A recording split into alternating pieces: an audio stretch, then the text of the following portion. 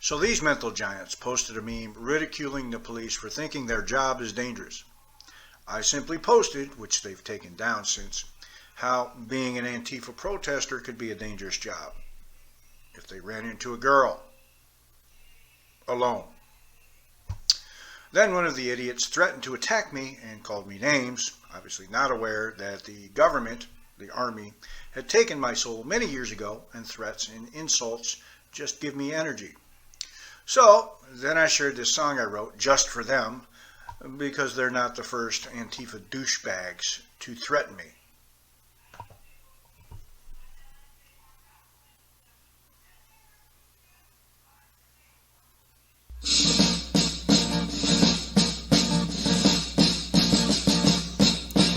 Whining morons, hear them cry. They'll never face you eye to eye. One on one, they'd get knocked down. Antifa is a bunch of clowns. Safety pins upon their chest. Have no jobs, not like the rest. They pay no bills, don't pay their way. Those idiots should go away. They wear their masks and scream and yell, throwing punches not very well. The internet is where they fight.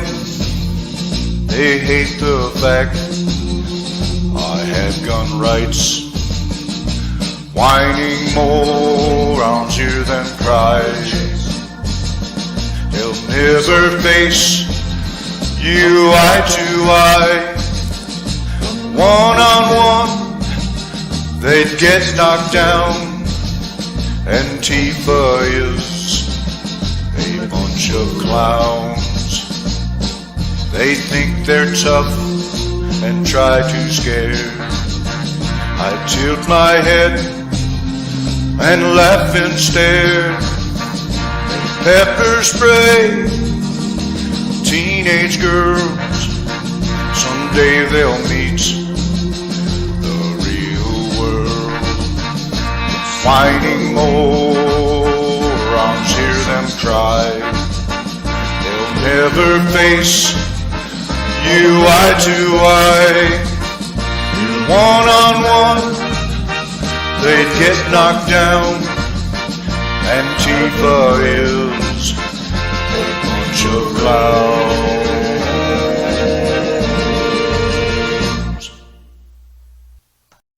I love this.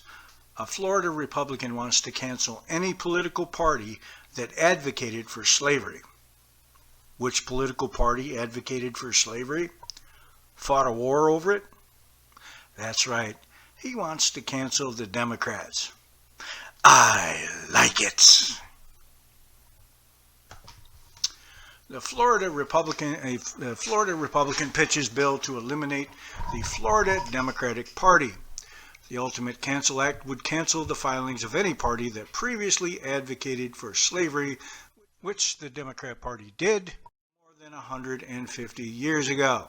A Republican in Florida's legislature has filed a bill that, if enacted, would eliminate the Florida Democratic Party.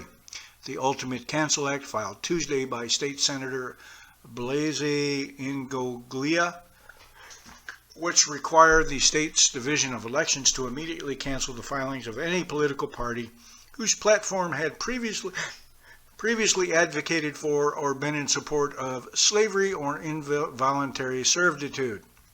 The bill, called SB 1248, would require Florida officials to notify all registered voters who belong to any canceled parties that their parties no longer exist. It would also change their voter registrations to no party affiliation and provide procedures for those voters to update their affiliations to an active political party. The bill would allow any canceled political parties to re-register with the Florida State Department, but only under the condition that the parties change its name to something substantially different from the name of any other party previously registered with the agency. The purported legislation doesn't explicitly mention the Democratic Party, but the party throughout much of the early and mid-1800s supported slavery. Southern Democrats in particular supported protecting slavery in the U.S. and opposed civil rights reforms for decades after the Civil War. The party underwent a major realignment in the 19th century, and support for such policies has been absent from its platform or general discourse for many years. Florida Democrats said the intention of the bill was abundantly clear. Presenting a bill that would disenfranchise 5 million voters is both unconstitutional and unserious. Under Ron DeSantis, Senator Ingoglia is using the office to push bills that are nothing more than publicity stunts instead of focusing on the issues that matter to most Floridians, the Florida Democrat Party said in a statement. You still supported slavery. I think it's a good idea. Get rid of all you racist fucks. So this guy actually lived as a child under communism. He's a comedian, and I guess he lives in Britain now. Maybe he has a British accent anyway. And he was at a college giving commencement, I think, and just tore the woke apart. And well, he was nice about it, nicer than I'd be, but because you've heard my virtues in the woke. Anyway, he was on the I can't remember his first name, the Rubin Hour, whatever, and just literally tears apart Bernie Sanders and his followers. Bernie Sanders, who has made multi-millions through capitalism, selling books criticizing capitalism. So let's get down to it. And the only thing that wokeness has to offer in exchange is to brainwash bright young minds like you to believe that you are victims, to believe that you have no agency, to believe that what you must do to improve the world is to complain, is to protest, is to throw soup on paintings. And we on this side of the House are not on this side of the House because we do not wish to improve the world. We sit on this side of the House because we know that the way to improve the world is to work, is to create, it is to build. And the problem with woke culture is that it's trained too many young minds like yours to forget about that. Thank you very much. Yeah, it's called CRT. They teach it there too. And he used a lot of words that just scared the shit out of the loony left. He used the word work. Oh my God, work. Yeah, what kind of work are you going to get with your gender studies degree or your lesbian dance theory degree? Anyway, and then he tears apart Bernie Sanders in the next clip perfectly, because Bernie Sanders is the biggest hypocrite I've ever seen. The guy sits and writes books about the horrors of capitalism that he sells, by the way, capitalism to ignorant frickin' CRT indoctrinated drones. And then I think I don't know if he mentions it here or not. Anyway, then sells tickets to an, what was it, the Horrors of Capitalism lecture. He sells tickets at $96 a piece. So yeah, that's... Surprised me. I mentioned Bernie in An Immigrant's Love Letter to the West because it boggles my mind how anyone in this country takes him seriously. This is a guy who honeymooned in the Soviet Union, where he would have had exactly the same experience as every other Westerner coming to the Soviet Union. They would have been taken to some fake wedding where fake KGB agents were having a fake wedding, and then they would be taken on some kind of trip. Every movement would be controlled, and these are the people who came back from the Soviet Union. I can't remember if it was, I don't want to slander dead people, but I can't remember who it was. Somebody, one of these darlings of the left, came back from the Soviet Union in 1938 as people, millions of my ancestors, my countrymen and women were starving, and said, I've never eaten as well as I did in the Soviet Union. These gullible clowns in the West who have never experienced socialism, have never experienced communism, who sell simple but false ideas to people. They don't deserve to be taken seriously. They don't. And they don't offer any solutions. The solutions that they offer will be counterproductive and hurt people in this country and around the world. It boggles my mind that people don't understand that, but they don't. I had a teacher, yes folks, I said a teacher, say it yet again, that puberty blockers are reversible, even though there isn't a single long-term study to show that. Nah, they're not grooming your kids. Anyway, I like fact, not babbling bullshit from the loony left, so I went out and found some fact. New studies prove puberty blockers are not reversible. Puberty blockers and their appalling side effects are at last getting some attention. Australian gender clinics like the one at the Royal Children's Hospital, Melbourne, claim that the use of puberty blockers are safe and reversible. Studies are now proving that not to be the case. Sweden, Finland, and the UK have stopped prescribing the drugs to children while their safety and effectiveness are being determined. Wow, now they want studies. I seem to remember these same people telling me I needed an experimental hokey pokey. Many health practitioners in the US are calling for a review in the wake of the startling Cass report in the UK that questioned the safety of such treatments. Parents are also expressing great concern after learning that puberty blockers have a dreadful effect on bone density. An 11-year-old in New York with deepening depression expressed a desire to no longer be a girl. A therapist told the family the drug was the preteen's best option, and a local doctor agreed. Puberty blockers really help kids like this, the children's mother recalled the therapist saying. It was presented as a tourniquet that would stop the hemorrhaging. The New York Times has published a comprehensive story revealing there is emerging evidence of potential harm from using blockers, according to the reviews of scientific papers and interviews with more than 50 doctors and academic experts around the world. Puberty blockers suppress estrogen and testosterone, hormones that help develop the reproductive system, but also affect the bones, the brain, and other parts of the body. By the way, these are the same drugs they give convicted pedophiles to chemically castrate them.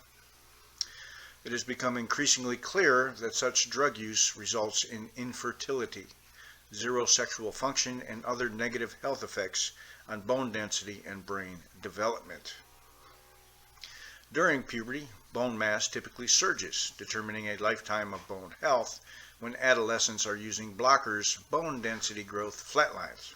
On average, according to an analysis commissioned by the Times of Observational Studies examining the effects. Some doctors have believed that children will regain bone strength once they stop the blockers, which rarely happens, or when they start taking cross-sex hormones. However, evidence suggests that many do not fully rebound and lag behind their peers. If they're trying to transition to a female and they're taking female hormones, their bone density won't increase. Women have less bone density naturally. That could lead to heightened risks of debilitating fractures earlier than would be expected from the normal aging, in their 50s instead of 60s, and more immediate harm for patients who start treatment with already weak bones, experts say. There's going to be a price, said Dr. Sundeep Khosla, who leads a bone research lab at the Mayo Clinic, and the price is probably going to be some deficit in skeletal mass.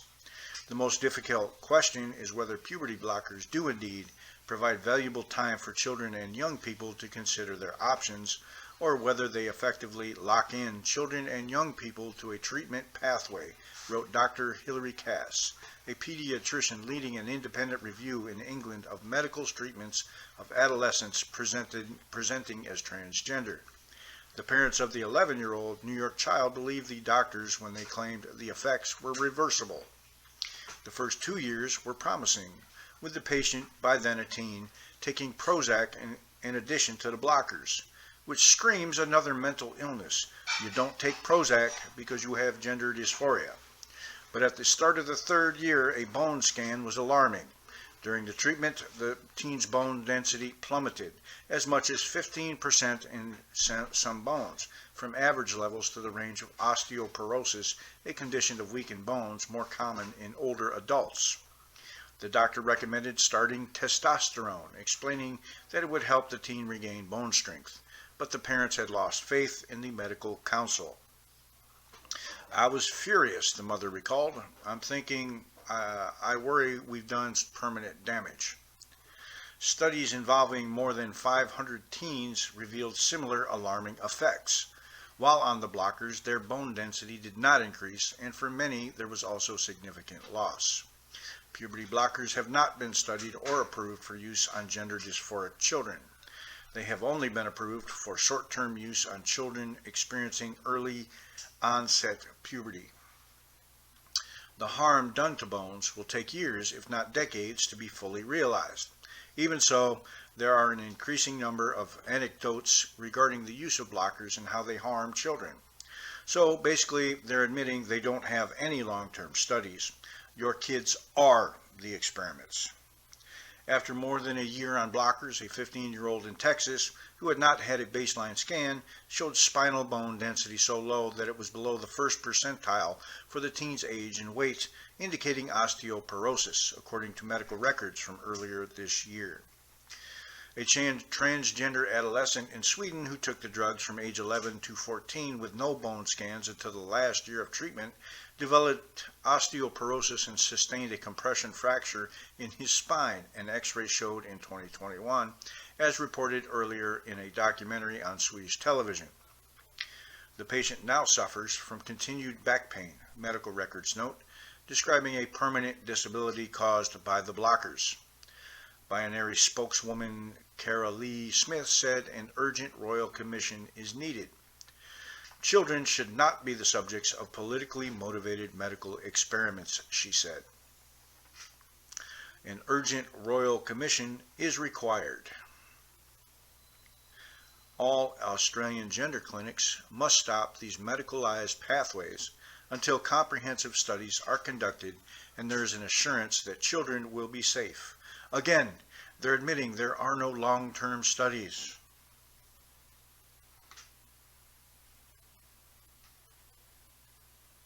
Are puberty blockers reversible? The NHS no longer says so. BBC Woman's Hour reported today on an important change to the NHS website section on gender dysphoria. The NHS no longer says that puberty blockers are reversible. The new updated section on the NHS website is an improvement on older versions. The information is more accurate and fact-based. There is less ideology and more care is taken with language. It represents a step in the right direction, and we welcome the positive changes. There are some particularly significant amendments in the updated version, the most important of which is the issue of reversibility of puberty blockers. Here are the main changes. Gone is the claim that puberty blockers are considered to be fully reversible. The effects of treatment with GnRH analogs are considered to be fully reversible, so treatment can usually be stopped at any time after a discussion between you, your child, and your MDT. New is the admission that long-term effects are unknown. Little is known about the long-term side effects of hormone or puberty blockers in children with gender dysphoria. Although the Gender Identity Development Service, GIDS, advises this is a physically reversible treatment if stopped, it is not known what the psychological effects may be. It's also not known whether hormone blockers affect the development of the teenage brain or children's bones. Side effects may also include hot flashes, fatigue, and mood alterations. This paints a very different picture. The Tavistock GIDS is saying that the effects of blockers are physically reversible, yet the NHS is now saying that this is not known. Unknown effects on the developing adolescent brain should be reason enough to question the use of puberty blockers for this age group. The fact that this has not been flagged before is testament to the existence of the seemingly different rules that govern transgender healthcare. Would parents say yes to puberty blockers if they knew that trials on sheep suggest that blockers impair brain development in significant areas, which is not reversed if blockers are discontinued? We know there is a window of development in puberty which, if missed, cannot be regained at a later stage. We also know that nearly 100% of children on blockers progress to cross-sex hormones, and we know nothing about the long-term neurological effects of a person who never experiences a surge of sex hormones through their body needs and expects in adolescence, according to whether they are male or female. Suicide. Gone are these references to self-harm and suicide. Having or suppressing these feelings is often very difficult to deal with, and as a result, many transsexuals and people with gender dysphoria experience depression, self-harm, or suicidal thoughts. See your GP as soon as possible if you've been feeling depressed or suicidal. The new version references depression, anxiety, and distress, but there is no association made between gender dysphoria and suicide, which should never have been made in the first place on the NHS website. Young children. Gone is the statement that creates an association between gender dysphoria and having the wrong interests as a very young child. The first signs of gender dysphoria can appear at a very young age. For example, a child may refuse to wear typical boys' or girls' clothes or dislike taking part in typical boys' or girls' games and activities. Gone is the list of common behaviors which were previously linked to gender dysphoria. Although the older version does emphasize that most children will grow out of these feelings, it begins by describing normal behaviors as gender dysphoria behaviors. Gender dysphoria behaviors in children can include insisting they're of the opposite sex, disliking or refusing to wear clothes that are typically worn by their sex and wanting to wear clothes typically worn by the opposite sex, disliking or refusing to take part in activities and games that are typically associated with their sex, and wanting to take part in activities and games typically associated with the opposite sex. Preferring to play with children of the opposite biological sex. New are the more careful statements that doesn't associate a child's interest with gender dysphoria and instead emphasizes the rarity of the condition and the societal influences. A diagnosis of gender dysphoria in childhood is rare. Most children who seem confused about their gender identity when young will not continue to feel the same way beyond puberty. Role-playing is not unusual in young children. Children may show an interest in clothes or toys that society tells us are more often associated with the opposite gender. They may be unhappy with their physical sex characteristics. However, this type of behavior is reasonably common in childhood and is part of growing up. New is the acknowledgement of desistance and the suggestion that your feelings may be an indication of your sexual orientation. However, you may also find out that the feelings you had at a younger age disappear over time and you feel at ease with your biological sex. Or you may find you identify as gay, lesbian, or bisexual. Gone are the lists of cosmetic changes to your body that hormones will produce, and gone is the strange statement about the benefits of hormones. Hormone therapy may be all the treatment you need to enable you to live your gender dysphoria. The hormones may improve how you feel and mean that you don't need to start living in your preferred gender or have surgery. New is this information. The NHS in England is currently reviewing the evidence on the use of cross-sex hormones by the Gender Identity Development Service. 3 new conditions have been added to the list of risks of cross-sex hormones. Dyslipidemia, abnormal levels of fat in the body, elevated liver enzymes, and high concentration of red blood cells. Gone are the claims that surgery has a high rate of satisfaction. After surgery, most trans women and men are happy with their new sex and feel comfortable with their gender identity. One review of a number of studies that were carried out over a 20-year period found that 96% of people who had genital reconstructive surgery were satisfied. Despite high levels of personal satisfaction, people who have had genital reconstructive surgery, let's just call it mutilation, may face prejudice or discrimination because of their condition. Gone also are the suggestions that hormones and surgery actually change your sex. For some people, support and advice from a clinic are all they need to feel comfortable in their gender identity. Others will need more extensive treatment, such as a full transition to the opposite sex. Once you've completed your social gender role transition and you and your care team feel you're ready, you may decide to have surgery to permanently alter your sex. You cannot alter your sex. New is this more accurate statement. Some people may decide to have surgery to permanently alter body parts associated with their biological sex. New also is an acknowledgement of the reality, the risks, and the limitations of surgery.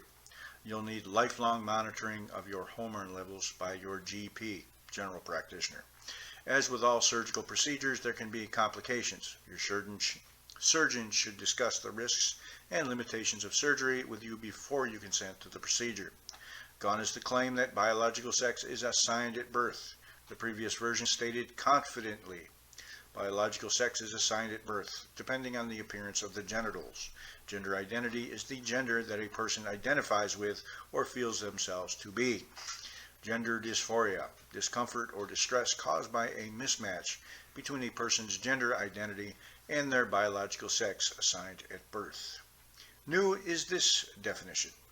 Gender dysphoria is a term that describes a sense of unease that a person may have because of a mismatch between their biological sex and their gender identity. Gone is the section, What Causes Gender Dysphoria, that confused gender dysphoria with various differences of sexual development, DSDs, or intersex conditions such as androgen insensitivity syndrome and congenital adrenal hyperplasia. Gone is a link to the WayPath guidelines previously listed under the heading Clinical Guidelines. Overall, then, the updated NHS gender dysphoria pages are an improvement on what went before, less ideological, more careful with language, and more factually informative. However, there are two sections in the Healthy Body section of the NHS website that repeat the old information and are not up for review until June 2021. The ideological tone of these two pages contrasts sharply with the new, more accurate explanatory tone of the updated pages. The page, Think Your Child Might Be Trans or Non-Binary, tells us that we now believe that gender identity is on a spectrum, with male at one end and female at the other, and a diversity of gender identities in between. These can include male and female, non-binary, or even agender, no gender. And that a small number of children who have continuing strong feelings of a different gender identity will go to live full-time in a gender different from the one assigned at birth. The page also contains information which reinforces the idea that puberty blockers are simply a pause button that buys time. Possible treatment options will be discussed, such as talking therapy and treatment with hormone blockers, which will pause puberty while your child thinks through their gender identity. Worried about your gender identity? Advice from teenagers tells adolescents that you may question your gender if your interests and social life don't fit with society's expectations of the gender you were assigned at birth. You may be uncertain about your gender identity and feel that you can't identify with being either male or female. You may feel that you are both male and female, or that you have no gender, which can be referred to as non-binary or agender. You may have a strong sense of being the opposite gender to the one you were assigned at birth, and may feel that you have been in the wrong body since early childhood. For young people who feel distressed about their gender, puberty can be a very difficult and stressful time. This is the stage where your assigned gender at birth is physically marked by body changes, such as the growth of breasts or facial hair.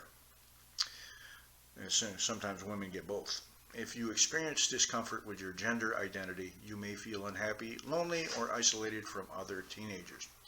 Imagine being a socially awkward, non-conforming teenager reading this. Same-sex attracted teens, those with autism, or those who are bullied or simply feel that they don't fit in, together with a large percentage of teenage girls who experience distress at the changes of puberty, could so easily identify with information on this page and the explanation it gives. The danger of understanding your feelings and personality in this prescribed gender-focused way becomes apparent in the following information, which normalizes medical intervention and minimizes the effects. Although the unknowns are acknowledged in the updated section, the teenagers told that blockers are reversible. If you have strong and continuing feelings of identifying as a gender that is not the one you were assigned at birth and are distressed about this, there are various options available. The hormone blockers will pause the physical changes of puberty, such as breast development or facial hair, and can also provide the time and opportunity you may need to decide how you feel about your gender identity.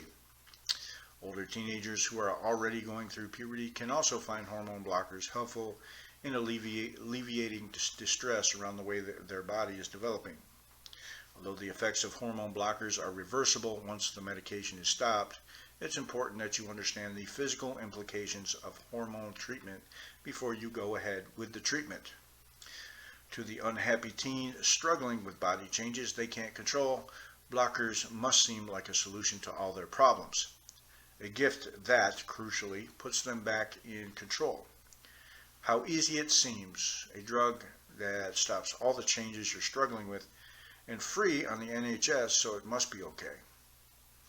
Compare the confident and certain language above with the positive statement issued by the Royal College of General Practitioners last year, RCGP position statement. There's a significant lack of robust, comprehensive evidence around the outcomes, side effects, and unintended consequences of such treatments for people with gender dysphoria, particularly children and young people, which prevents GPs from helping patients and their families in making an informed decision.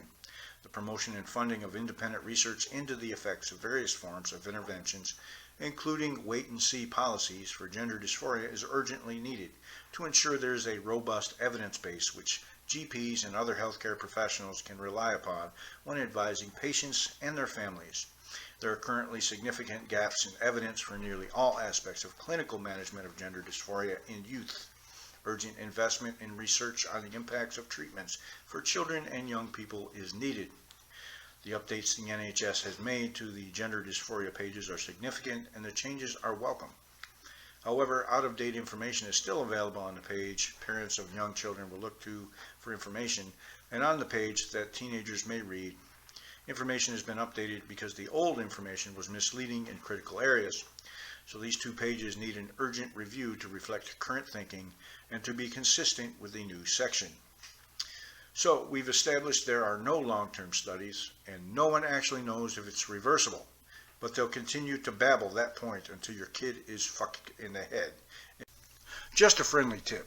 If you're going to debate me, if you don't want to come off as an idiot right off the bat, if you're outdoors and with someone you're having sex with, yes, this idiot is part of the alphabet mafia, remove the fucking mask while taking your profile pic. You wouldn't come off as looking quite as stupid.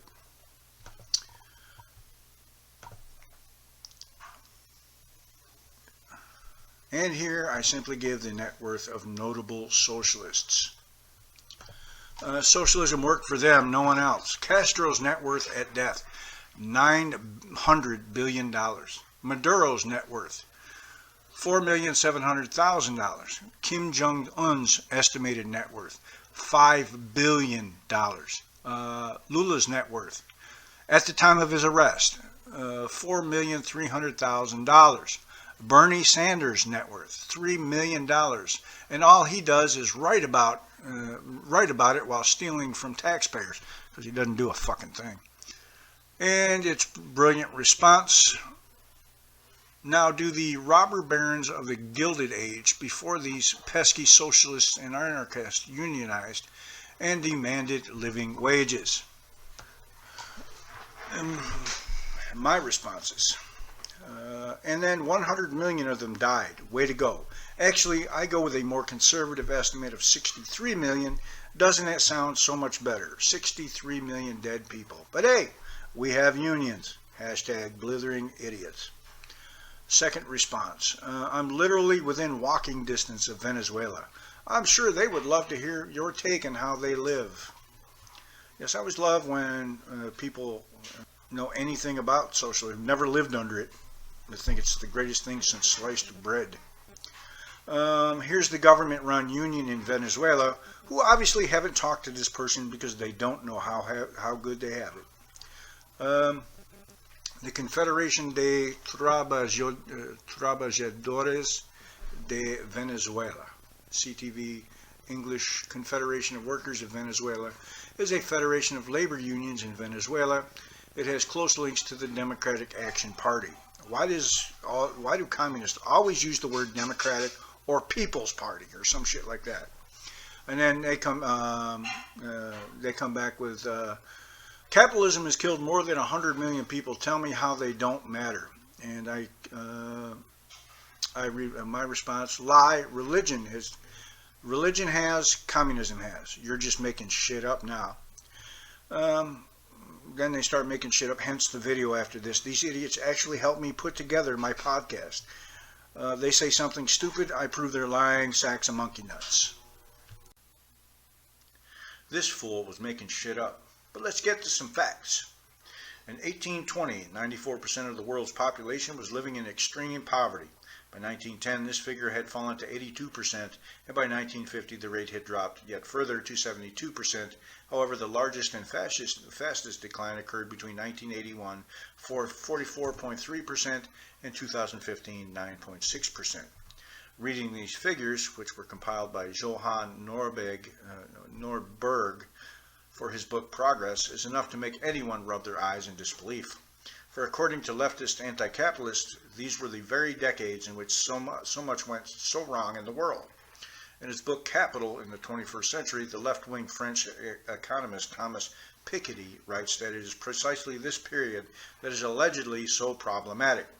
He bemoans a widening of the gap between the rich and the poor in terms of income and wealth in the period from 1990 to 2010, but what is more important to these hundreds of millions of people, that they are no longer starving, or that the wealth of multimillionaires and billionaires may have increased to an even greater extent than their own standard of living. According to Norberg, 200 years ago, at the birth of capitalism, there were only about 60 million people in the world who were not living in extreme poverty. Today, there are more than 6.5 billion people who are not living in extreme poverty. Between 1990 and 2015 alone, in Thomas Piketty's view, the devastating years in which social inequality rose so sharply, 1.25 billion people around the world escaped extreme poverty, 50 million per year and 138,000 every day. Glorifying the good old days. Johann Norberg himself used to be a left-winger and an anti-capitalist. In his book, he admits that he never thought about how people lived before the Industrial Revolution, when there was no medicine, no antibiotics, no clean water, nowhere near enough food, no electricity, and no clean water. He confesses that he pretty much imagined this epoch of humanity as a trip to the countryside, but the reality of the past was quite different. In the early 19th century, poverty rates were higher even in the richest countries than they are today in the world's poorest countries. In the United States, Great Britain, and France, between 40% and 50% of the population lived in conditions that we now describe as extreme poverty. Today, the only countries with such high poverty levels are all in sub-Saharan Africa. Across Scandinavia, Austria, Hungary, Germany, and Spain, roughly 60 to 70% of the population lived in extreme poverty, and between 10% and 20% of Europeans and Americans were officially described as beggars and vagabonds. It is estimated that 200 years ago, some 20% of the inhabitants of England and France were unable to work at all. At most, they had enough strength to walk slowly for a few hours each day, which condemned them to begging for the rest of their lives. Karl Marx foresaw the impoverishment of the proletariat, but when he died in 1883, the average Englishman was 3 times richer than in 1818, the year in which he was born. Life expectancy. Progress over recent decades is particularly evident in terms of life expectancy gains. Life expectancy at birth has increased more than twice as much in the last century as in the 200,000 years before. The probability that a child born today will reach the retirement age is higher than the probability of previous generations ever celebrating their 5th birthday. In 1900, the average life expectancy worldwide was 31 years. Today it stands at 71 years. Of the roughly 8,000 generations of Homo sapiens since our species emerged, approximately 200,000 years ago, only the last 4 have experienced massive declines in mortality rates. Hunger. In the last 140 years, there have been 106 major famines, each of which has cost more than 100,000 lives.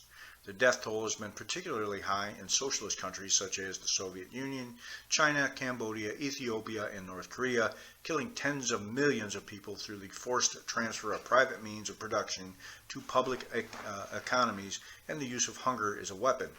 The book The Power of Capitalism describes in painful detail the biggest socialist experiment in history, Mao's Great Leap Forward. At the end of the 1950s, about 45 million Chinese died at that time. The annual number of deaths due to major famine fell to 1.4 million in the 1990s, not least as a result of the collapse of the socialist systems worldwide and China's move toward capitalism. As late as 1947, the United Nations stated that around half of the world's population was chronically undernourished. By 1971, this had fallen to 29%. 10 years later, it was only 19%. By 2016, the proportion of people suffering from malnutrition worldwide had fallen to 11%. Prophets of doom have always got it wrong. If there's one thing we can learn from history, it is that doom mongers have always been wrong. In 1968, a highly acclaimed book was published with the provocative title, The Population Bomb. The book stated that the 1970s would see the world plagued by numerous famines, which would result in hundreds of millions of people starving to death. Another book, Famine, 1975, predicted that famine would reach catastrophic proportions within 15 years. While anti-capitalists frequently glorify the past, they always regard the future with a strong sense of doom and gloom. In 1972, for example, the highly influential Club of Rome warned that emissions of practically every pollutant now seem to be rising exponentially. In fact, in the decades to come, pollution would not only stop growing, but actually decrease, and drastically so. Total emissions from the world's 6 leading air polluters fell by more than 2/3 between 1980 and 2014. The environment. Norberg also confirms the extent to which environmental conditions have improved over the last few decades. While acknowledging the impact of climate change, he also points out that the amount of energy needed to produce 1 unit of prosperity in the Western world has decreased by 1% per year every year over the past 150 years. Also, he demonstrates there are ways and means to cut CO2 emissions without reducing growth, trade, and access to energy. These include more efficient production processes, less energy-intensive construction methods, new energy sources, and fuels. As he also explains, scientists and companies are now working on 4th-generation nuclear power plants, all of which have passive safety systems. They can generate hundreds of times more energy from the same resources and do not have the same waste problems as their predecessors. Steven Pinker, in his book Enlightenment Now, also confirms that all manner of environmental problems have declined sharply in recent decades, despite the fact that most people believe they have actually increased. Pinker also sees nuclear energy as the most important means of combating climate change. In the past, according to Pinker, people's innovative power to solve problems has repeatedly been underestimated, but a departure from progress and growth, he warns, will lead to the opposite of what environmental and climate protectors hope for. Redistribution. In his book, Norberg cites a seemingly endless array of facts that prove the benefits of economic progress. The weekly hours worked by the average American are now 25 hours less than they were in 1860. At the same time, people enter the world of work later in life, retire earlier, and live longer after retirement. All of these positive developments are the result of technical progress and the economic system that made this progress possible in the first place. A study of 180 countries over 4 decades shows that the increase in income for the poorest in the society is primarily due to growth rather than redistribution. 77% of income growth from the poorest, 40% of the population are directly linked to the average growth of a country. Capitalism is not the problem, as anti-capitalists tell us. In fact, it is capitalism that has very successfully solved many of the world's most serious problems over the last 2 centuries. I would like you to meet the Dr. Mengele of the transgendered cult. His name is Dr. Money, and after hearing the story that you're about to hear, if you do not believe this guy is as bad as any Nazi concentration camp doctor, then you're sick and shouldn't be around children. This man, if he's still alive, should be charged and hung by the neck until dead. By the way, the 2 patients that you'll hear about in this story have since taken their own lives because of what this sick bastard did to them. So when anyone lectures me on transgenderism, I kind of just, fuck off. He had his theory, and he didn't have any way of proving it because, I mean, how do you prove something like that? Until this family showed up at his doorstep, and it was a Canadian family from Winnipeg, I think, right? I think that's yeah. right. Yeah. And they were the Reamer family, a blue collar, very young couple, 20, 21 years old. And they had a horrific tragedy in their family, which is that they gave birth to twin boys. The boys were fine. And when the boys were, well, actually they had phimosis. Phimosis is a abnormality of the opening of the urethra. And so the doctors recommended circumcision for the boys. And they went in when they were 8 months old for circumcision. And the first boy to go in for the circumcision was Bruce. And the equipment, there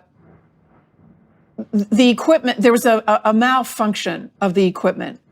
And they were cauterizing the penis in order to circumcise it. And instead of just that small amount of tissue that was supposed to be cauterized, apparently the settings were incorrect, and the entire penis was burnt. So Bruce's penis was burnt, beyond any functionality. So these poor parents went home. The other boy was not circumcised, just obviously. They went home, and what are they supposed to do? They have a boy without a penis. What the hell are they supposed to do?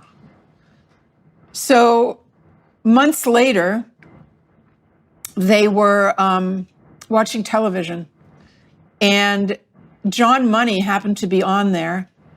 And you have to know also that John Money was an extremely pompous,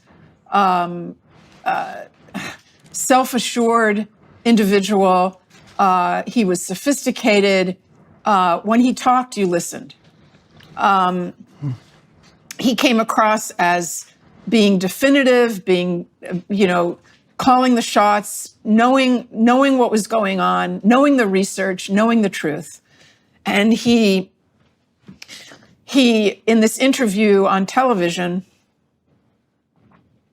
said that a boy can be raised as a girl and a girl can be raised as a boy if it's done early enough. And that early enough means before the age of 2.5 or 3. And the parents, the Reamer parents, immediately took note of that, and they thought, here's the answer. This is the answer for Bruce. This is what we're supposed to do.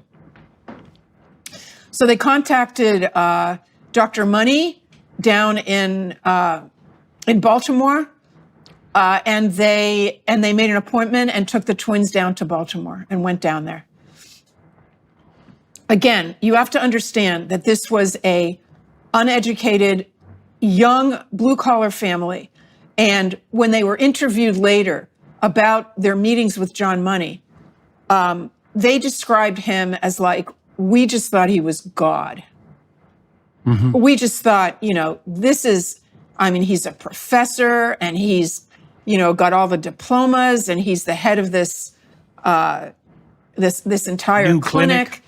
At an outstanding university, one of the major universities in the world. That was at Johns Hopkins, right? Yes, yeah, right. Yes. So you have to imagine this young couple coming, and they're at a loss, and they are looking for an answer. They've been praying. They're looking for an answer to their prayers. What are we going to do with Bruce? And John Money says, well, we have an answer for you. because male and female is actually not related to chromosomes. It's not related to hormones. It's not innate. We can take little Bruce, and we have to do some surgery on Bruce. We have to castrate him, and we'll remove his testicles. He already didn't have a penis. We're going to remove his testicles. We're going to fashion, some sort of elementary sort of female genitalia. You're going to give him a girl's name, and you're going to put him in pink dresses and give him dolls and raise him as a girl. And you are never, ever, Dr. Money told the parents, never to tell him that this was truly what happened and after he was born. Never tell him, because that will ruin everything. And it's up to you. You have to just work your hardest to raise him as a girl and make sure that everyone around him is considering him a girl, because essentially he is a girl. And so not only was this the answer to the Reamers' prayers, this was, as you can understand now, the answer to Dr. Money's prayers. Right. He had an experiment. This was the experiment. This was his proof of concept. His concept was that being male and female is completely separate from biology. It's imposed by society. It's a social construct. And this was his proof of concept. And so the Reamers went home. Well, he had his surgery. They took him home. They named Bruce Brenda. They put him in all the girls' clothing, and they gave him dolls, and they did all the things. And he peed sitting down sometimes, because as we'll learn later, he actually preferred urinating standing up, which is astonishing. We learned later that he always wanted to urinate standing up. And from the time he was in diapers, I think, he was told he was a girl. So that really is fascinating. But anyway, so they took him home, raised him as a girl, and Dr. Money started to follow the twins. Every year they would come down for a visit. The parents would spend time speaking to Dr. Money, and then the money, here's a slip. Freudian slip for you. Yeah. Dr. Money would take the twins without the parents into his office and spend time with the twins. So this went on for years. And Dr. Money began to report on his study that became a famous landmark study.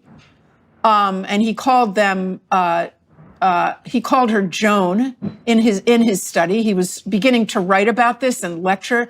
And he was claiming that Joan, AKA Brenda, AKA Bruce, was doing great. She was adjusting. She may be a bit of a tomboy. He would acknowledge that. But in every way, she was adjusting, and she was doing well with friends and with schools. And she liked playing with dolls, and she would mimic her mom. And he was giving this glowing report from year to year. And in his professional writing of his studies, his report, and he was giving talks, and he was getting, you might imagine, tremendous attention for this. You have to understand, this was by now maybe, the early 60s. This is feminism, okay? This is the sexual revolution. This is a time when society, or at least part of society, wanted nothing more to say that male and female is a social construct. And that in order to gain, full equality, women have to be considered the same as men. And, to have a study such as this study of John Money's, in which he was reporting that this baby who was XY, normal chromosomes, normal everything biologically, but is being successfully raised as a girl because he has a girl's name and girls and dresses and dolls and all, his entire society, his teachers and his grandparents and everyone is reinforcing the idea that he's a delicate girl who likes to cook and, is going to grow up to have babies. I mean, this was huge. Now, what happened is that this theory of John Money's was accepted over the decades. We didn't find out what really happened with the twins until decades later. And in the meantime, during those decades, his theory became doctrine. Okay, his theory became just baked into, so many fields of both soft and hard science, so that it was standard that whenever you had, for example, an XY or any child that had ambiguous genitalia, if they could be raised as a girl, they'd be raised as a girl. So they'd be castrated just automatically. Why? Because of the great success, because of what John Money proved to us. And so lots and lots of boys all over the world. I mean, this was written into the textbooks of endocrinology and the textbooks of genetics. I mean, this became truth, so to speak. Not that there weren't people, other scientists that were standing up and saying, John, this isn't proven yet. Let's look a little closer. This is not necessarily the case. But what did he do? He wouldn't tolerate that. John Money, was a tyrant. He would not tolerate another psychologist or biologist or geneticist standing up and trying to publish something that would challenge his great gender theory. He would arrange, he would intimidate the editors at the scientific journals to not publish those articles. It's a lot of what's actually going on right now is very similar. Right. So, right. So what happened with the twins is that after decades, in fact, John Money wrote a book in 1997 in which he said yet again that his twin study, that his gender theory had been confirmed and supported by the results of this experiment with the twins. And the following one person experiment, by the way, a one person experiment. Yeah, but even that one person, it didn't work. Okay, so in 1998, what do we call him now? Not Brenda, not Bruce, but what happened is that we discovered that he stood up and he said he just blew the cover of this whole thing was a hoax, and his name was now David. Brenda had become David, and he was not only a man, but he was married to a woman and he had adopted 3 stepchildren, and he worked as a janitor in a slaughterhouse. Right. So that was David Reamer, and people can go onto YouTube and hear him being interviewed about his experience of what it was like to be told for 14 years of his life that he's a girl, and to never, ever, ever feel that was his truth. What happened is that during all those years, he was not happy with his dresses and with his dolls. He wanted to go play with his brother's toys. He wanted to pee standing up. He wanted to he was rough. He was so boyish that and aggressive that kids called him cave woman. Okay, they made fun of him because the way that he walked and his gestures and his interests were all so masculine. And he was a miserable child, and the family was miserable. And on top of everything, when the family was going back for those yearly visits to Johns Hopkins with Dr. Money was sexually abusing those twins. Okay, how? He was forcing them to undress and to mimic sexual intercourse, and he would say, this is what men and women do together, and he would, humiliate them and show them pictures. And the point came, why did they stop going down to Johns Hopkins? The boys refused to go. They refused to go back to see Dr. Money, and the parents couldn't understand why.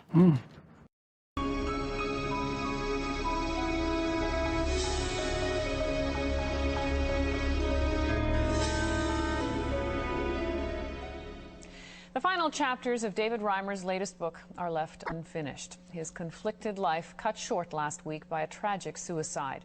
Reimer's story made international headlines. He was the victim of a bizarre gender experiment, a boy forced to live his childhood as a girl. Now, his mother is speaking publicly about her son's life and her own. Janet Reimer says she wants to finish writing his story as well as share a mother's pain. Here's the CBC's Jennifer Rattray.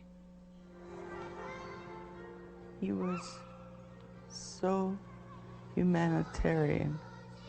He loved animals, he loved family, and he loved children very much. Janet Reimer sees the smile on her son David's face, but she knows what it's hiding. A painful lie, a lie that haunted him, ultimately to his death. We knew he wasn't long for this world. His life would be a short one. Reimer is still reeling from this painful prophecy, but she wants to tell the story as a tribute, she says, to her son. Winnipeg in the mid-60s, Janet Reimer was a typical homemaker, busy with 2 baby boys. And then a bizarre twist that forever changed their lives. Both boys were circumcised, but in David's case, there was a mistake. His penis was almost burned off. Janet had no idea what to do. Then she read an article about this man, Dr. John Money, a sociologist from Johns Hopkins University, who had a radical idea that boys could be raised as girls, that nurture was stronger than nature. We've been stereotyped in our view of male and female. And I thought maybe this was a possibility for David to have a gender identity that was definite. And so I wrote to him, and he responded very quickly. He was very, very interested. The family went to Baltimore. David had minor surgery to repair the damage, began taking sex hormones, and became a girl, Brenda. No one was to know the truth. I don't understand to this day, but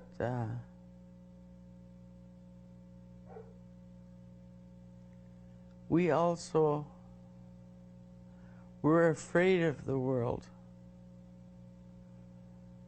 and we hid as a family. Not so John Money. He made world headlines with the case. It makes it very exciting, don't you think, to live in an age of discovery of human personality this way. Except Money was wrong, and Janet realized it early on. I lied to myself. I pretended it was going to work. But when he was 2 years old and I put him in a dress, he tried to rip it off. Then I thought, oh my God, he doesn't want to be a girl. David or Brenda knew he was different. He felt like a boy, looked like a boy, yet was dressed like a girl. And as David later told the CBC, he was teased without mercy. Well, it was many used. It was caveman. It was freak. It was, you know, stuff like that. Desperate, Janet looked to Dr. Money for guidance. And I asked, what happened to those people that the experiment had been done on? And he said most of them committed suicide. And I said, I will not allow my son to commit suicide. I will protect him. When David was 14, he was supposed to undergo a complete sex change operation. Instead, he learned the truth.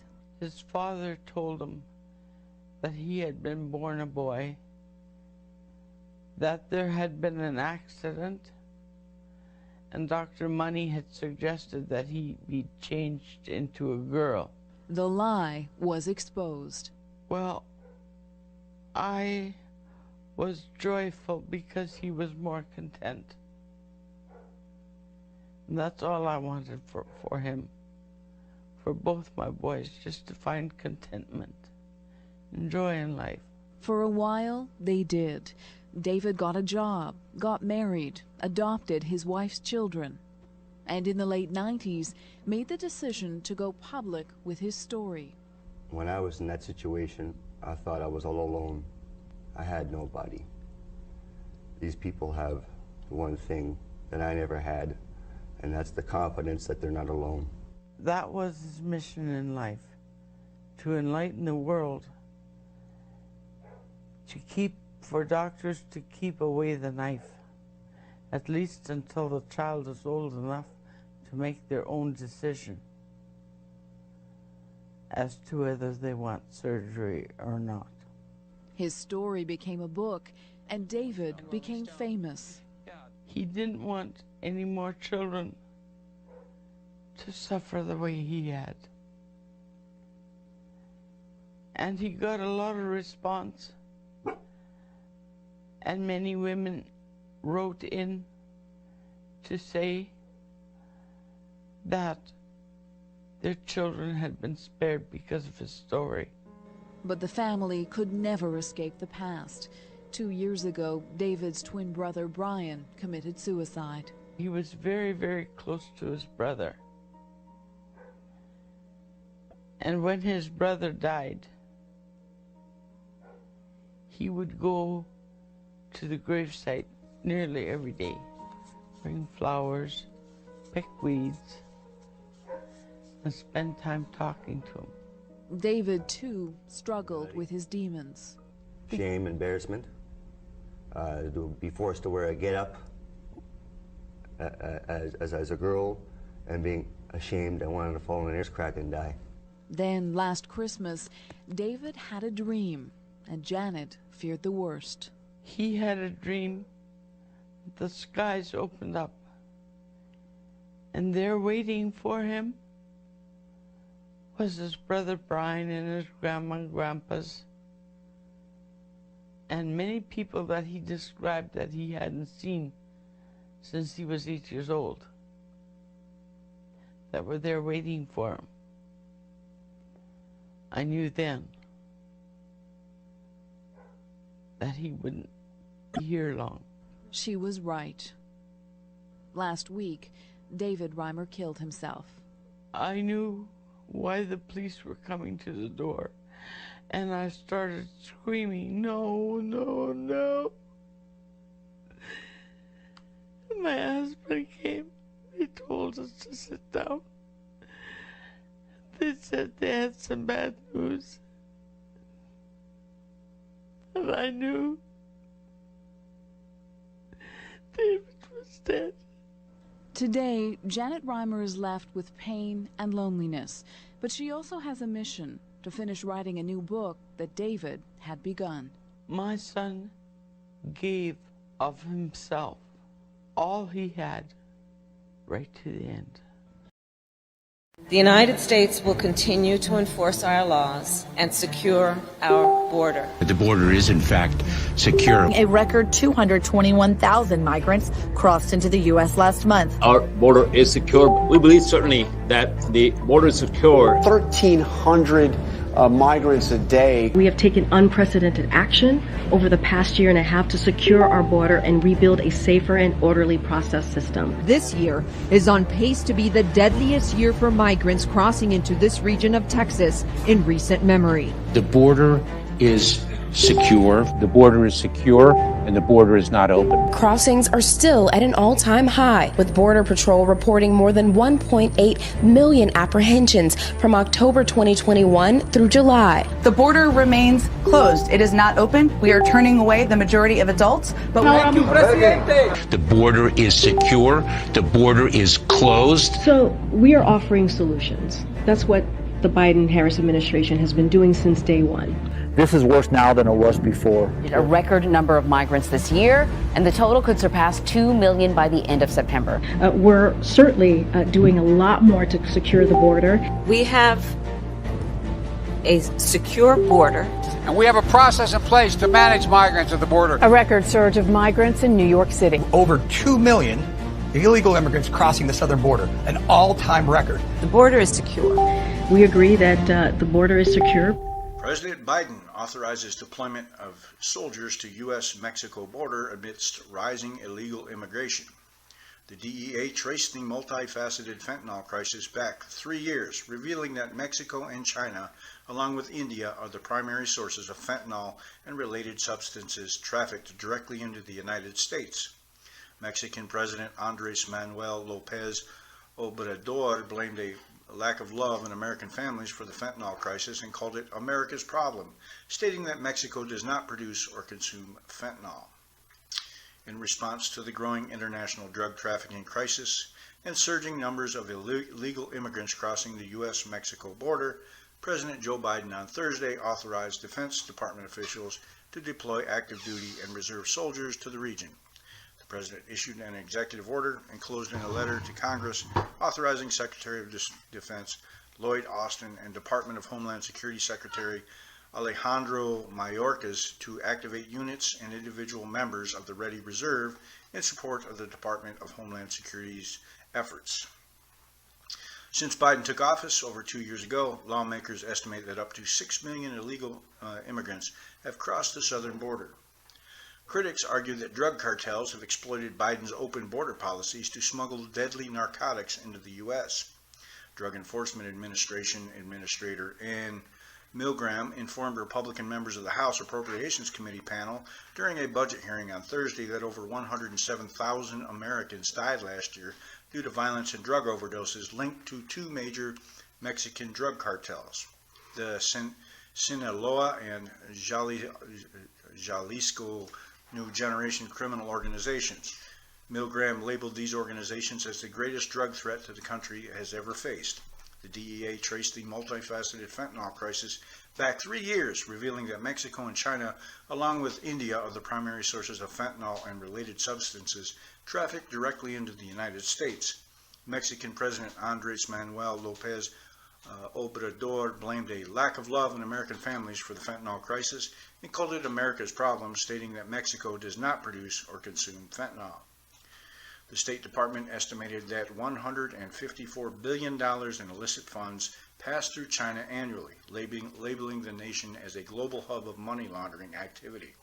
During a House oversight hearing on Wednesday, Healthcare and Financial Services Subcommittee Chairwoman Lisa McClain, Republican from Michigan, explained that drug cartels and Chinese money laundering organizations have partnered together using Chinese banking apps and encrypted communications technology like WeChat to launder money quickly and efficiently. Biden's authorization to deploy soldiers to the southern border comes as his administration anticipates another record surge of migration, while the Title 42 COVID restrictions, which have blocked immigrants from crossing the U.S.-Mexico border over 2.5 million times before the pandemic, officially end on May 11th. Media reports suggest that internal projections show arrivals could spike to between 10,000 and 13,000 per day next month. DHS Secretary Mayorkas told the Senate Homeland Security and Governmental Affairs Committee on Tuesday that the U.S. plans to establish regional processing centers for immigrants seeking entry to reduce the number of arrivals after the restrictions end, stating our border is not open and will not be opened after May 11th.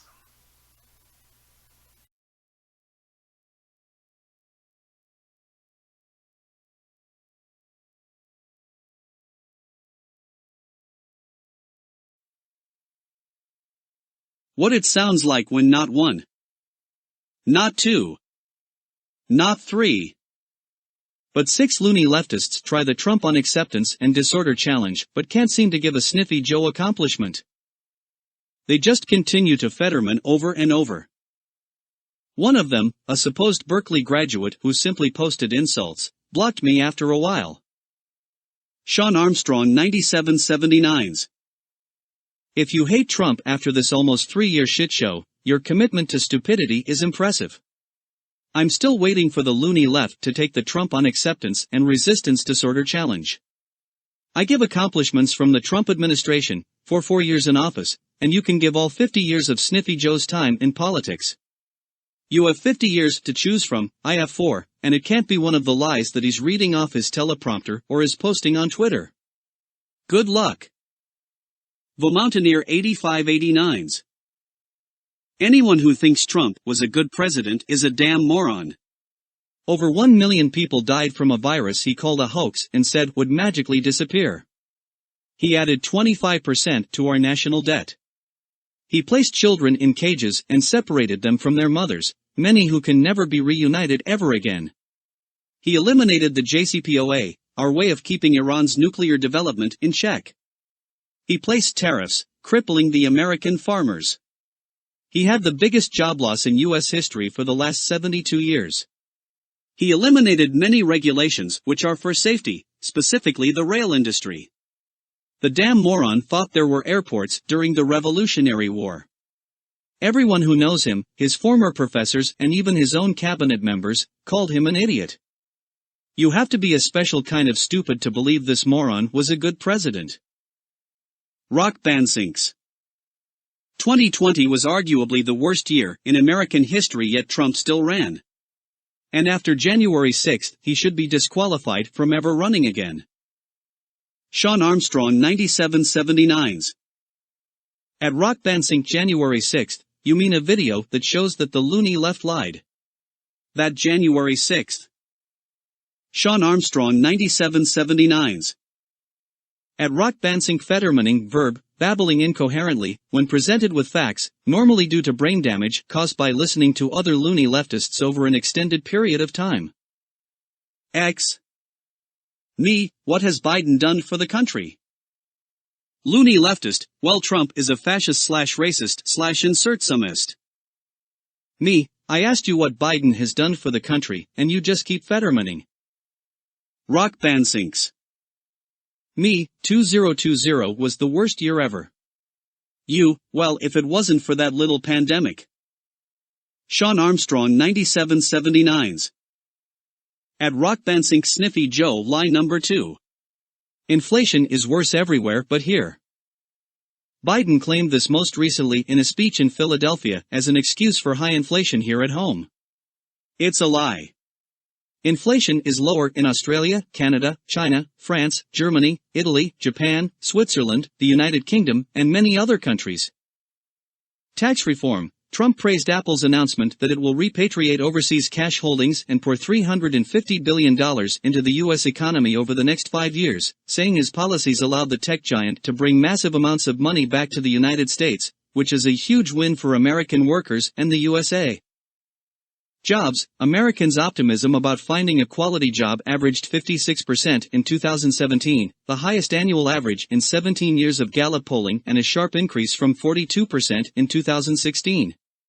At the same time, the U.S. unemployment rate fell from an average 4.9% in 2016 to 4.4% in 2017, the lowest rate since 2000.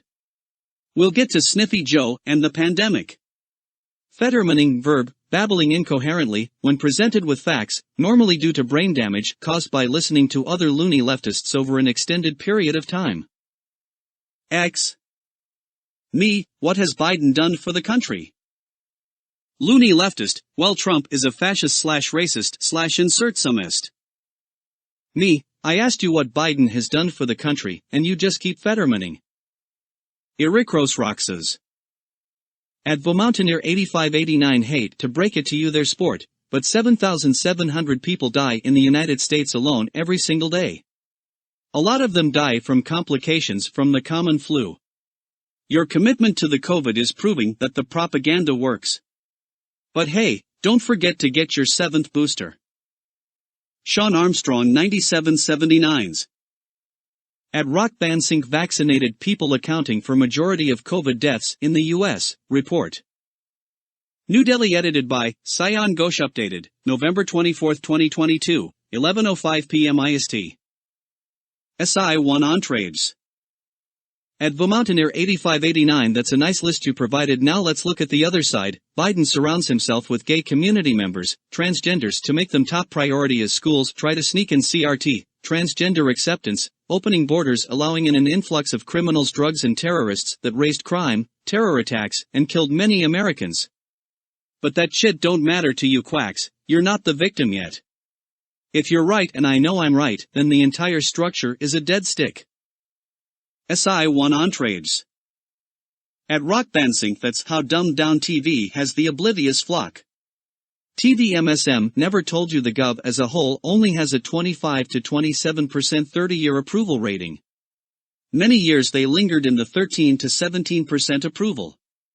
It's not designed for the people, it's a syndicate to recycle the 1% who brought the world to this precipice, and as shit gets worse folks still talk about voting in the old recycled guard. Only on earth do you find such stupid and gullible. RLC 4676. At Rock Band Sync, not gonna happen. Sean Armstrong 9779s.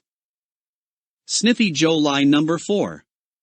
I am responsible for the strongest job creation economy in modern times. This is more an exaggeration than a bold-faced lie. On jobs, we will give the president his due. This has been an impressive hiring spree over the past 14 months, and the jobs are out there for those who want them. But this is not the strongest period for job creation.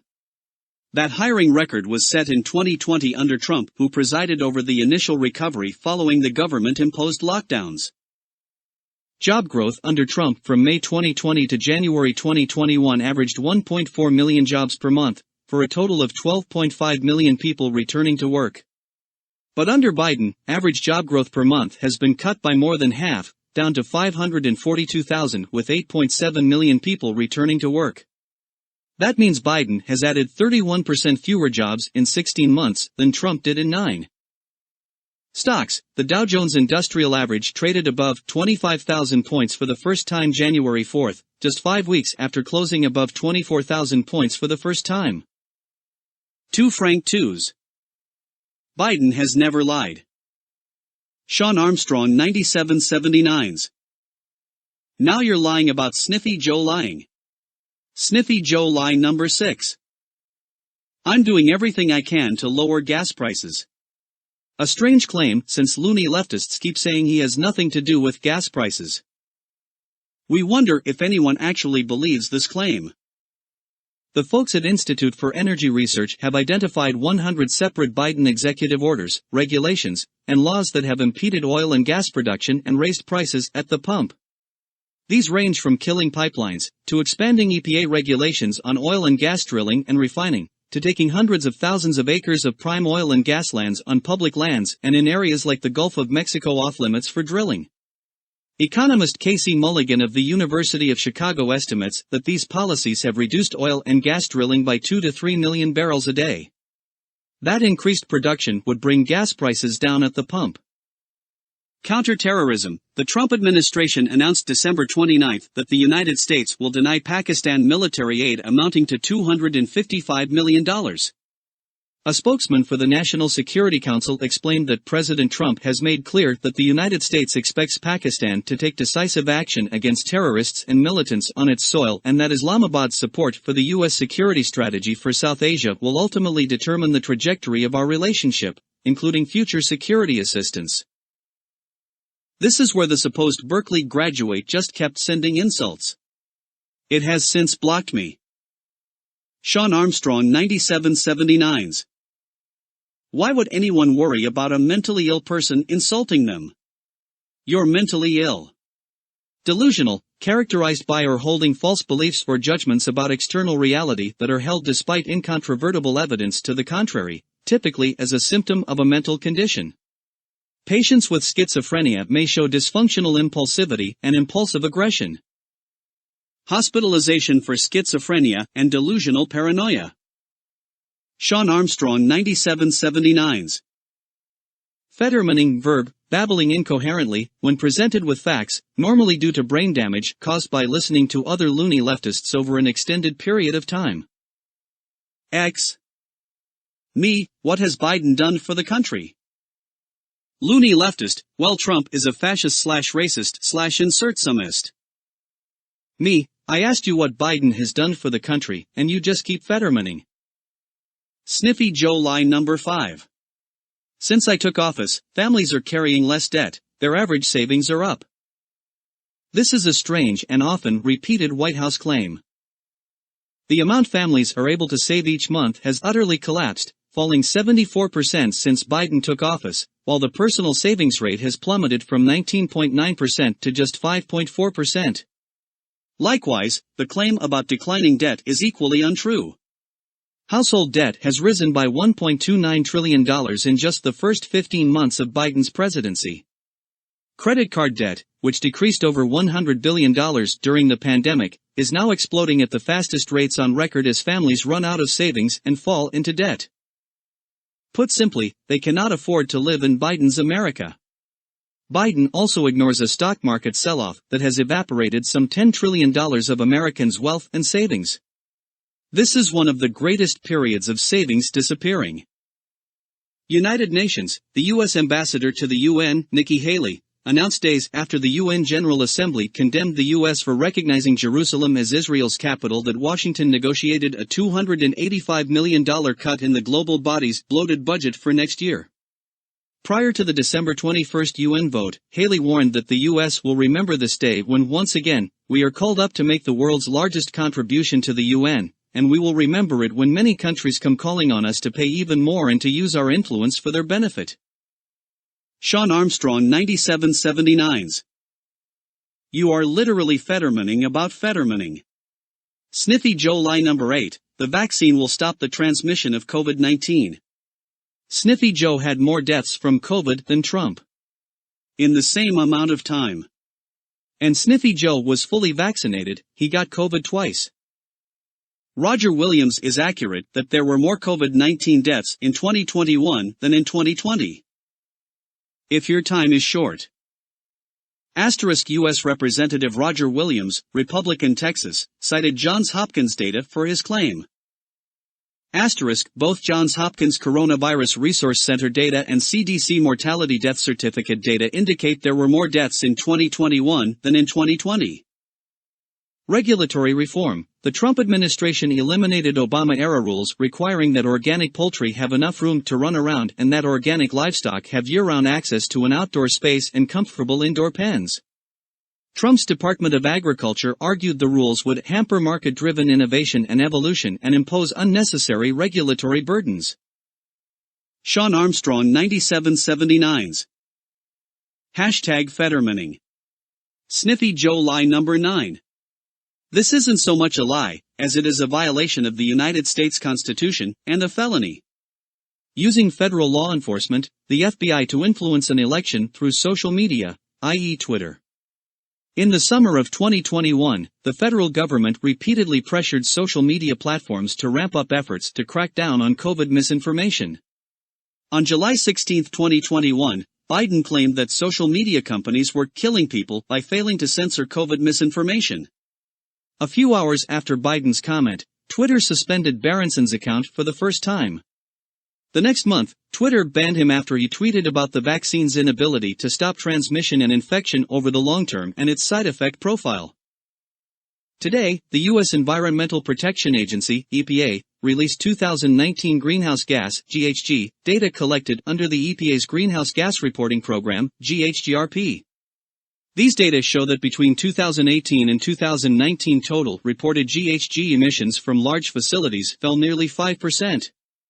These most recent data are consistent with the decade-long trend in which total reported GHG emissions from large facilities decreased by more than 14% from 2011 to 2019.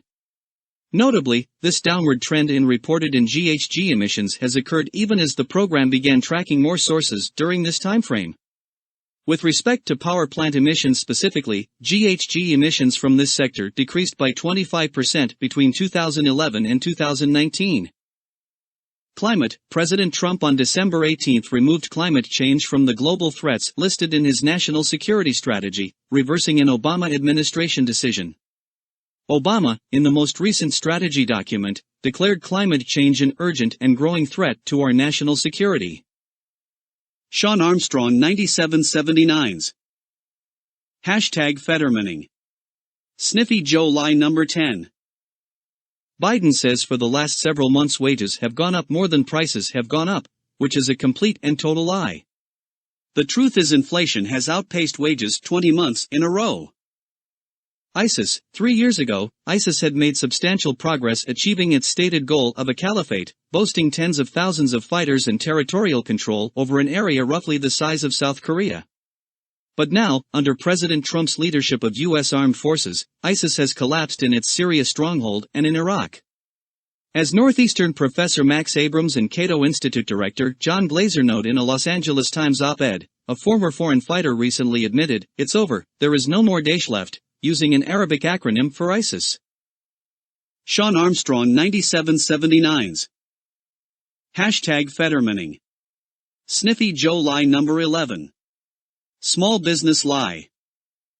Biden was citing a real statistic, but he described it incorrectly, in a way that exaggerated the scale of the economic gains. In reality, there has been a 30% rise since late 2019 in a certain type of tax-related applications that are widely used as a proxy for small business growth. This statistic shows that the number of newly created small businesses is 30% higher than 2019 levels, not that the total number of small businesses, both new and existing, has increased by 30%. Regulatory reform. President Trump announced December 14 his administration has far exceeded its promise to eliminate regulations at a 2-to-1 ratio and impose no lifetime net regulatory costs. In total, agencies issued 67 deregulatory actions while imposing only 3 new regulatory actions, a ratio of 22-to-1. Federal agencies also achieved $8.1 billion in lifetime net regulatory cost savings, the equivalent of $570 million per year. Sean Armstrong 9779s. More adolescent-level insults. A halfwit gave you a piece of his mind, and you held on to it. Israel. While the previous 3 U.S. presidents promised during their election campaigns to recognize Jerusalem as Israel's capital, President Trump on December 6 became the first to follow through. In his official order, Trump also ordered the U.S. Embassy to be moved to Jerusalem from Tel Aviv. Israeli Prime Minister Benjamin Netanyahu responded, "President Donald Trump, thank you for today's historic decision to recognize Jerusalem as Israel's capital. The Jewish people and the Jewish state will be forever grateful."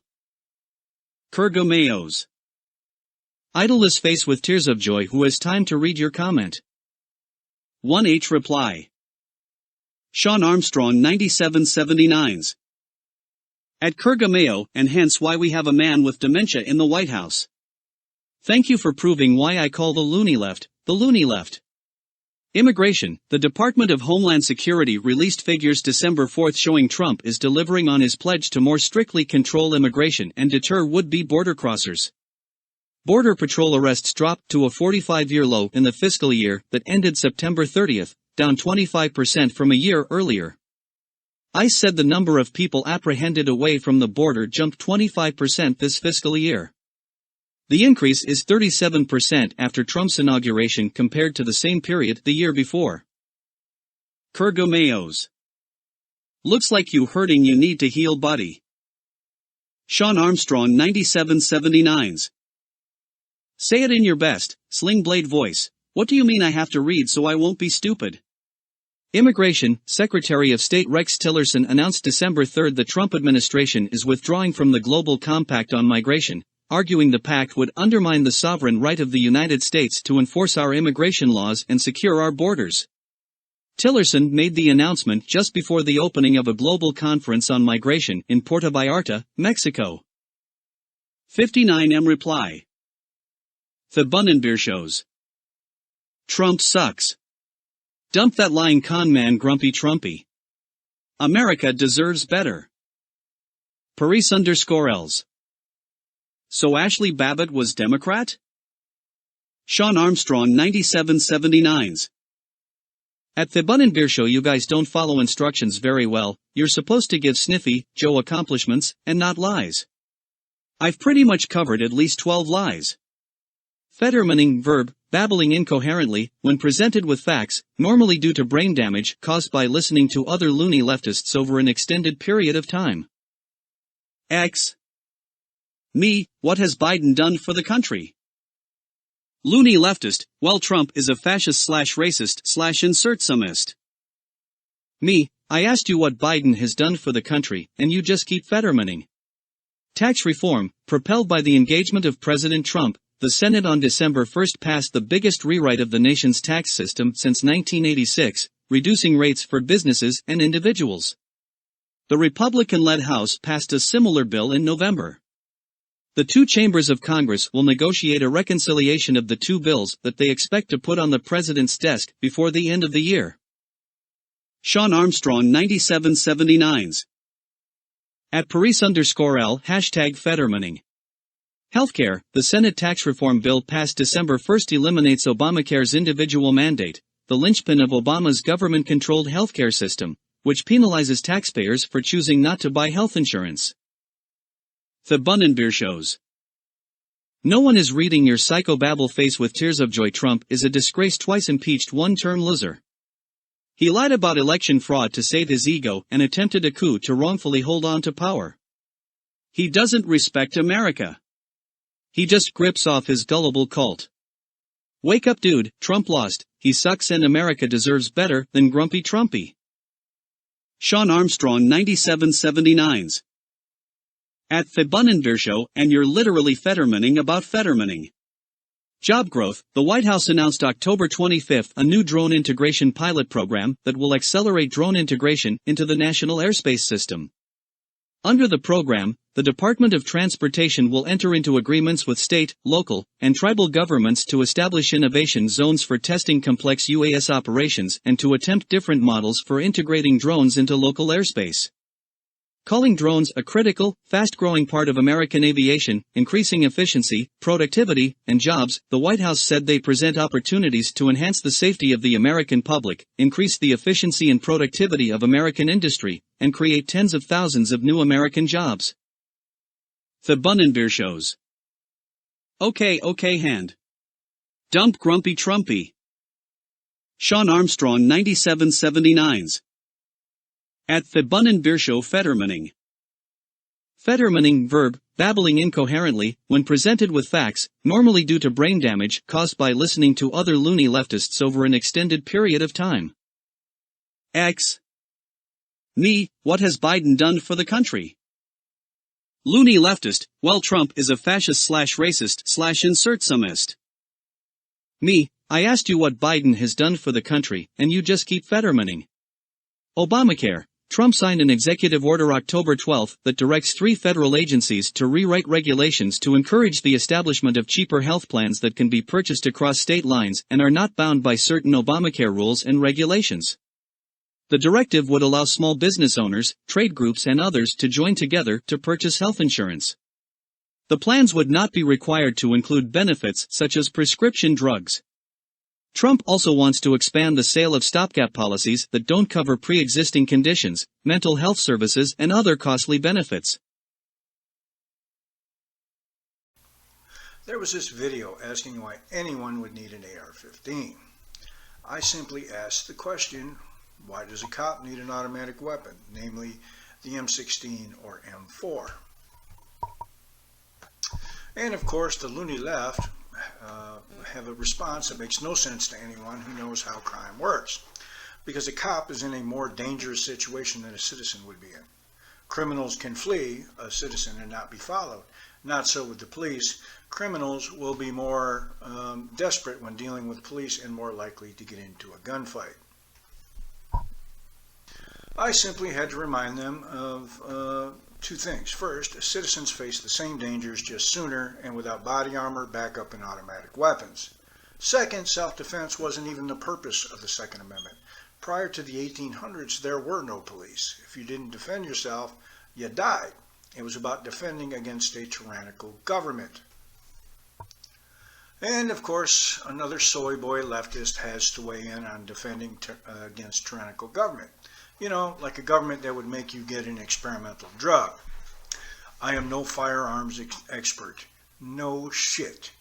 But I think the idea of overpowering a tyrannical government is just silly and romanticizing. Dumb shit can't spell either. Of course, you could shoot a police officer on your lawn, or you could snipe your tyrannical governor. But if the government really goes full Hitler mode, Hitler was a socialist, by the way, there is nothing you could do about it. Period. Your house would be leveled by a drone strike. You would be taken out in your car driving to work by a missile fired from a helicopter, and people protesting in the streets will be run over by tanks. The Second Amendment was different was written in a different time and has no sensible meaning today.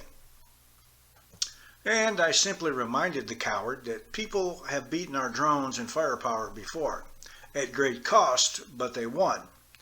Yeah, I'm sure everyone thought the same thing about the Viet Cong, or more recently the Taliban, who, by the way, have $85 billion worth of weapons, thanks to the idiot you loony leftists elected, who now own Afghanistan.